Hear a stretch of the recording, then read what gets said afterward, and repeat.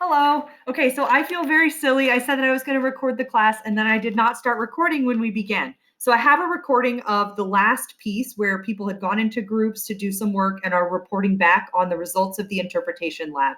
But let me tell you what we did at the beginning. We started with picking up posts from last time from a couple of people who didn't get to share their posts. And both of them had focused on the idea of belief as something that changes over time in response to the way that stories are told and the way that stories change over time because of what people believe. So, for example, the way that you tell a miracle story in Mark's gospel may look unusual to us now, but maybe reflects some things about the way people in the early Christ-believing community thought miracles worked, right? And the story is told in a way that reflects the way they think.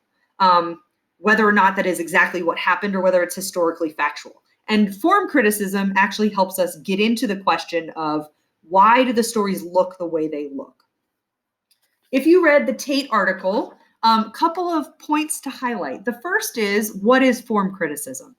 And right at the beginning of this article, it says, form criticism is a criticism that tries to identify the oral forms within the Hebrew and Christian traditions before they became sources for the written documents.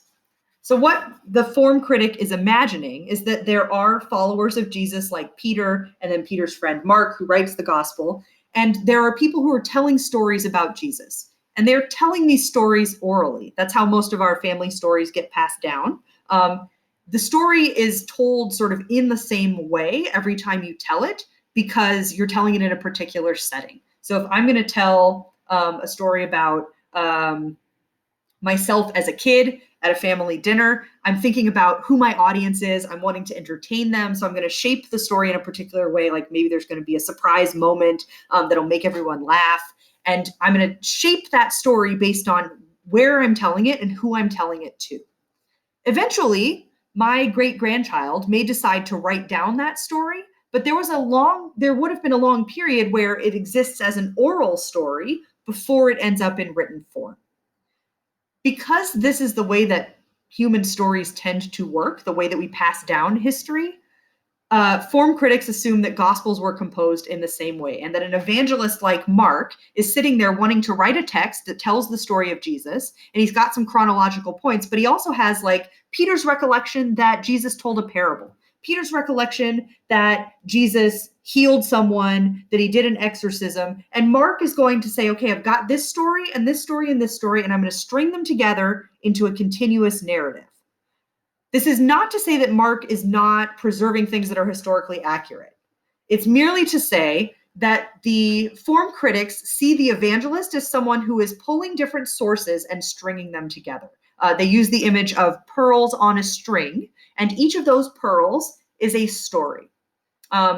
And those stories often take similar shapes. If you look across Mark's gospel, you'll notice that many times when he tells a story about Jesus calling followers, he uses the same basic formula.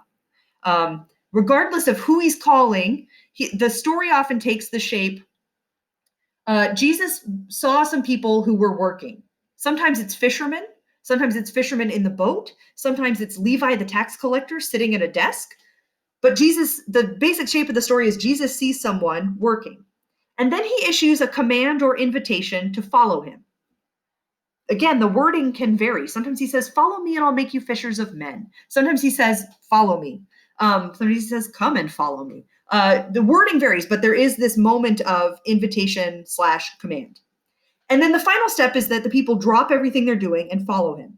When it's the fishermen, it says they dropped their nets and followed him. When it's Levi at the table, it says, and he left the table and followed Jesus. The details vary, but when you tell a call story, it has three basic components, right? Jesus sees people working, he issues the call, they answer the call. So the form critics identify across a gospel that there are these common forms. There is something that looks like a call story that Mark uses multiple times to tell about different events, but the story is always shaped the same, and we call that a form. Then the question is why? And here's where form criticism gets interesting. The form critics say, well, the story took on that shape because of where it was being told and who it was being told to. So where would you tell a call story? Maybe you tell the call story if you're an evangelist and you're on a mission and you want to convert people. So you tell this story, hey, there were people just like you who were working, and Jesus came along and called them, and they followed him. No matter what their profession was, they were empowered to follow Jesus, and they became disciples. That story might be really effective at evangelizing normal people with normal jobs because you're telling people at work, Jesus called them, they followed. It makes the idea of discipleship really accessible, right? It's just about answering a call. So you might tell that story in a missionary context.